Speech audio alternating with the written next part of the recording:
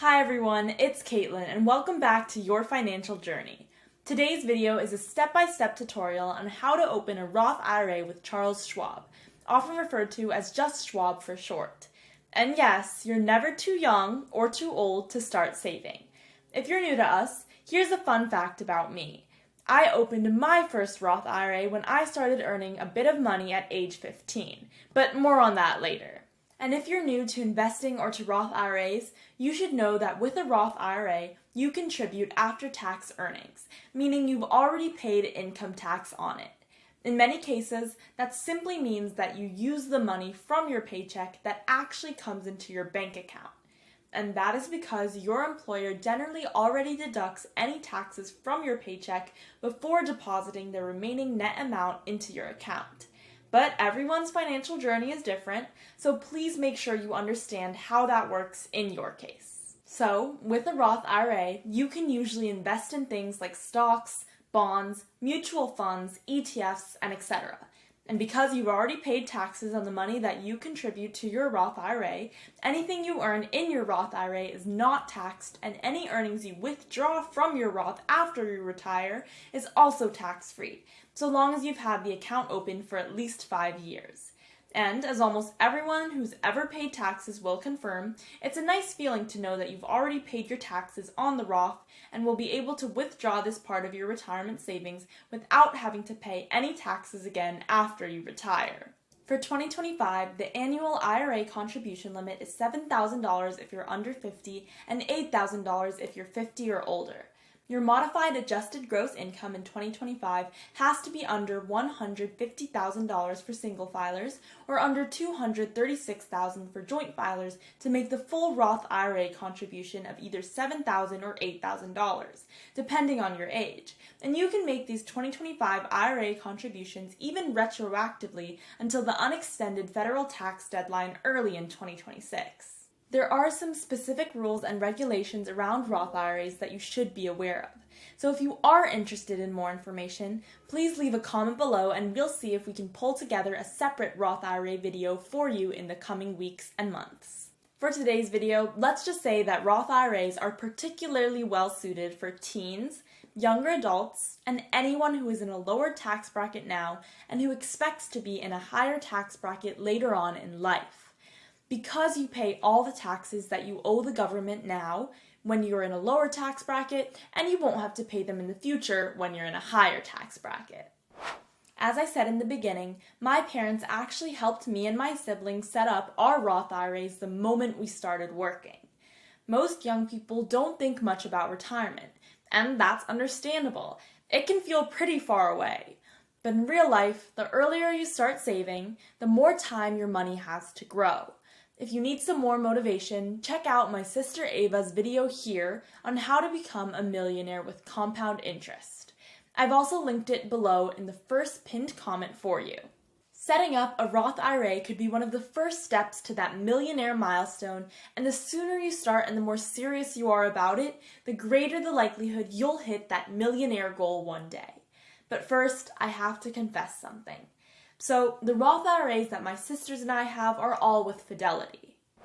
And when my younger brother starts working, I'm sure my parents will help him set up his Roth IRA there as well. If you want an overview of why we're with Fidelity and how to open up a Roth IRA there instead, then check out this recent video here, also linked below in the first pinned comment for your convenience. And if you want a more detailed comparison between Fidelity and Schwab, then please drop a comment below and we'll work on this over summer break. But back to Schwab for today. Schwab is considered by many to be one of the leading brokerage firms in the industry. Schwab customers often praise its customer service, user-friendly platform, educational resources, and wide range of low-cost investment options. Schwab offers commission-free trading on stocks, ETFs, and a large selection of mutual funds, along with access to tools like automatic rebalancing, goal tracking, and retirement planning calculators. Schwab also owns Schwab Bank, which according to the FDIC is the 13th largest bank in the United States with assets of over $260 billion at the end of March 2025.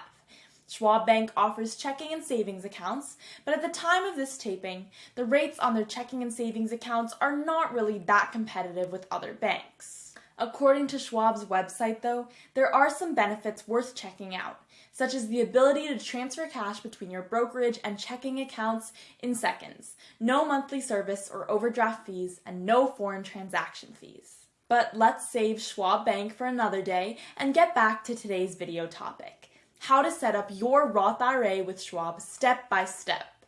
Here we are at Schwab's website. Here's their web address. Let's click on Open an Account, and this next page will appear. Let's click on Roth IRA, which will take me to this next screen. This section goes through what I can do with a Roth IRA: make after-tax contributions, pay no taxes on qualified withdrawals, and buy and sell stocks, mutual funds, ETFs, and other investments. This section explains what the costs are of opening a Roth IRA. There are no monthly service fees and no account minimum. And if I scroll down, this section walks through what I need to open a Roth IRA: my social security or tax identification number, my employer's name and mailing address, if applicable, and the birth dates for people who I want to inherit my IRA assets. Let's click on Get Started. And on this next page, I'll enter my name here.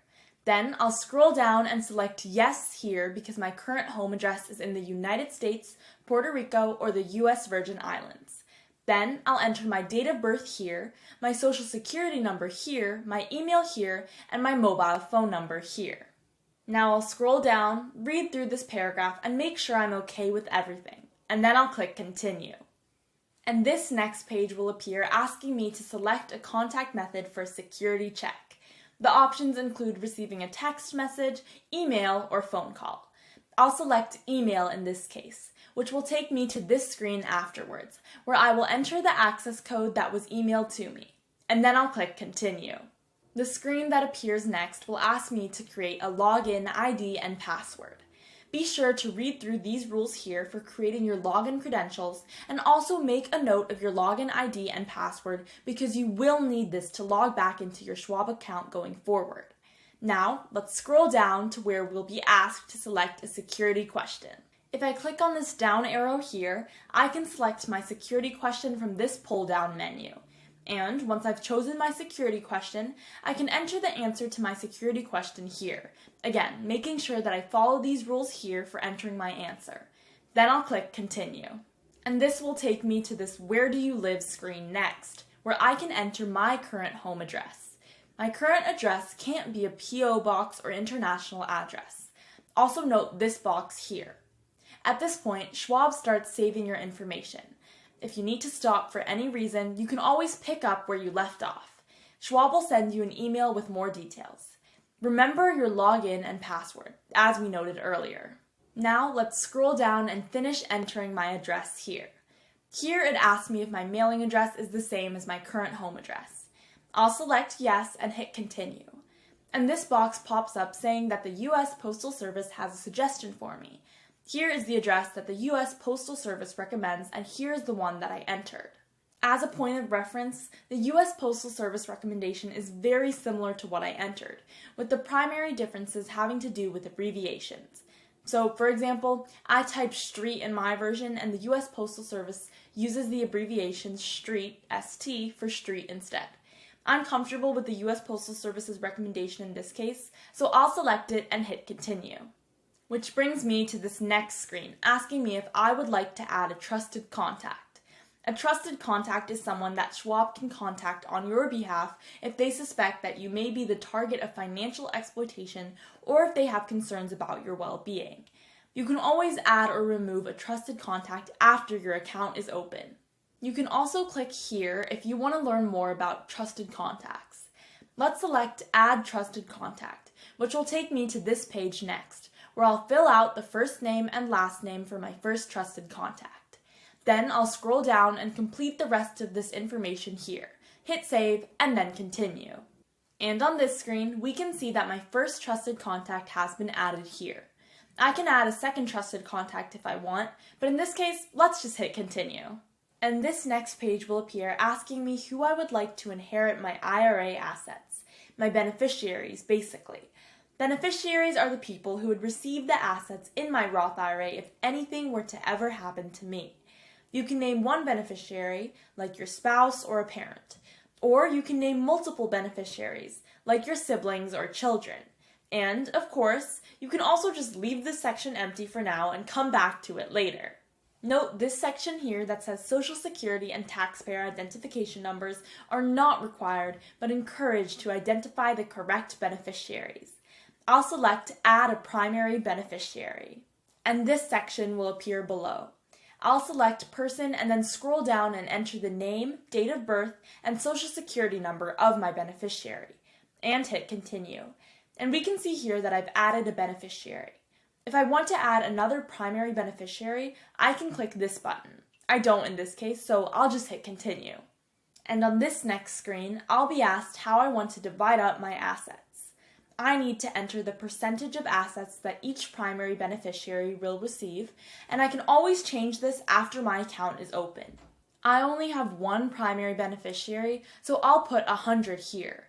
If you have multiple beneficiaries, you can assign different percentages to each one, keeping in mind that all the percentages total together across all your beneficiaries must add up to 100. Let's hit Continue and keep going.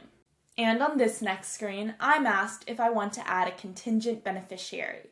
If none of my primary beneficiaries are available, contingent beneficiaries could serve as a backup plan. If I wanted to add a contingent beneficiary, I would click on this button here. I don't at the moment, so I'll hit Continue instead.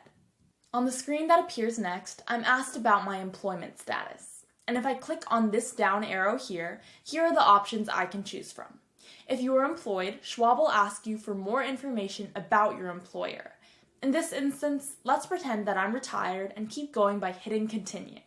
On the next page, I'll be asked a number of regulatory questions that Schwab asks everyone. Here is the full list of regulatory questions. For the purposes of today's video, let's assume that none of these questions apply to me, in which case I would select No here and click Continue. This will take me to the next page asking me if I want paperless documents. There is no fee and I can change my preferences at any time. Let's scroll down for more information. I do want paperless documents, so I'll keep all these boxes checked here. If you want to receive paper copies, uncheck the boxes. Now let's hit Continue. And on the next screen, I'll be asked if I want to add any of these trading features, like limited margin, options trading, and thinkorswim trading platforms. I'll select No for today for all of these and click Continue. This will take me to this page here where I can review all the details I just entered. I'll scroll down to review everything else here, and once I'm okay with everything, I'll hit Continue. And on the next screen, I'll need to agree to Schwab's terms and conditions. This one covers the use of electronic records and signature. This one is Schwab's client relationship summaries and best interest disclosure. Here we have enrollment in paperless delivery of documents. And there's more down here as well on Schwab's electronic service agreements, cash features program, IRS withholding information, and other contractual terms, including a mandatory pre-dispute arbitration clause. I'll read through everything and check the boxes as needed, acknowledging that I agree to what I've read through.